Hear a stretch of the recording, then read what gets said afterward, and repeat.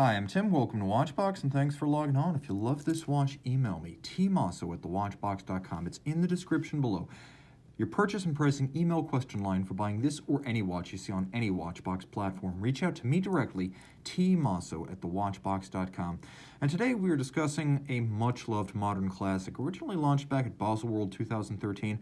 This watch has many names. The official one, of course, is the Rolex Oyster Perpetual GMT-Master II 116710BLNR.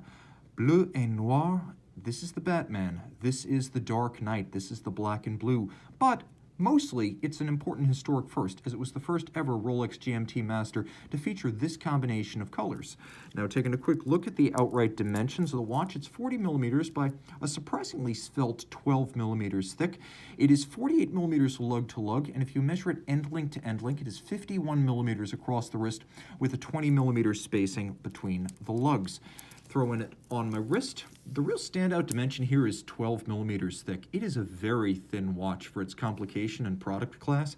It's not terribly broad across the wrist, and I can see a 14 centimeter, maybe even a 13.5 centimeter circumference wrist wearing this pretty well. Proportionally, it's a good-looking watch that stays relatively low-slung, and as with most oyster-cased Rolexes, it's really more of a cushion case profile than a true round watch. Now, taking a look at the hardware, it's nicely executed. It's a little bit more deluxe than, say, a Submariner, as the bracelet features a stylish polished center link, and the flanking links are satin with outer faces in polish. As ever with Rolex bracelets, the removable links are fixed by screws. The clasp is a true double locker, as it has this lift lock system, which includes both a beak and a hook, and then there's the clamshell that closes and double locks it. There's a little kerf built into the buckle so you can dig your nail in and open it up. Polished outer faces, straight through polish, internally media blasting and polish with an easy link 5 millimeter tool-free adjustable margin. You could see that it gives you the ability to add or remove the size equivalent of one removable link. And then there are some divots drilled internally. I'll do my best to show those, but there are 3 divots drilled internally, and you can use your strap tool to change the anchoring point of the bracelet inside the clasp. So 3 different ways to size and adjust that bracelet.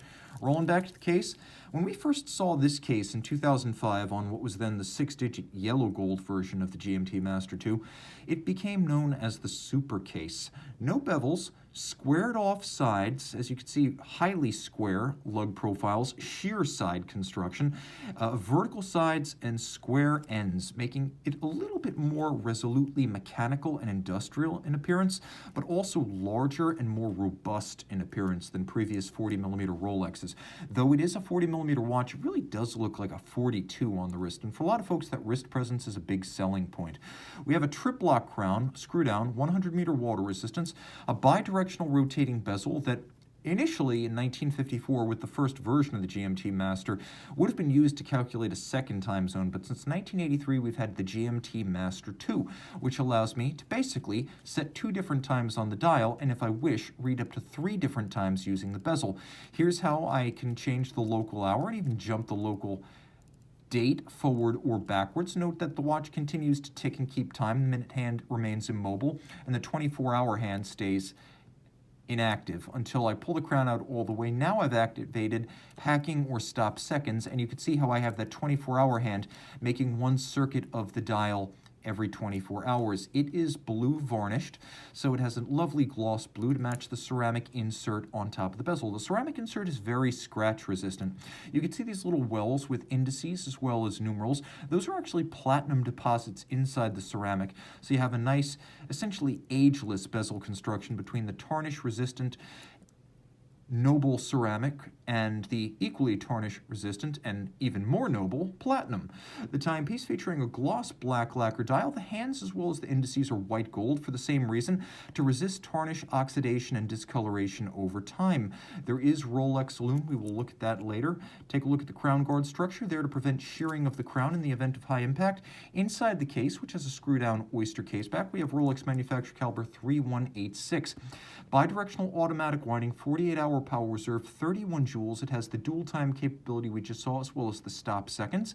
It beats away at 28,800 vibrations per hour, and functionally, it is rendered shock resistant by the use of a full balance bridge with a free sprung index, anti-magnetic by virtue of the niobium zirconium alloy used for the hairspring, and the hairspring is a handmade Breguet overcoil that allows the watch to ace the COSC chronometer test, and also, in the hands of Rolex watchmakers, as a fully cased-up watch, Rolex then tests the timepiece to no worse than -2 + 2 seconds per 24 hours.